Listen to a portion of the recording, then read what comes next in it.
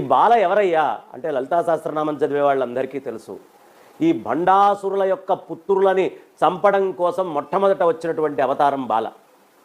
ఈ భండాసురుడు అనేటటువంటి వాడు మొత్తము ప్రపంచమంతా కూడా ప్రళయంగా మార్చేటువంటి స్థితిలోకి వచ్చి ఆసురీ శక్తులు పెరిగి మిగతా ఎవరూ కూడా ఈ ఆసురీ శక్తుల్ని నియంత్రణ చేయలేరు అన్నప్పుడు స్వామివారు దేవతలు అందరూ ప్రార్థన చేయగా ఈ బాల అనేటటువంటి శక్తి ఉత్పన్నమై ఆ రాక్షసుడి యొక్క భండాసురుడి యొక్క కుమారులని ప్రప్రథమంగా సంహరించింది.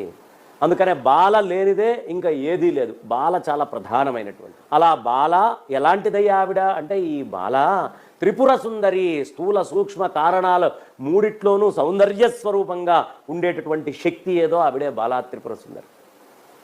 కాబట్టి మహాజ్ఞానం అనేటటువంటి రాక్షసుడు ఈ మూడు స్థితుల్లో వాడి యొక్క బలమైన సంతానాన్ని కని మనకి ఇబ్బంది కలిగిస్తున్నాడు.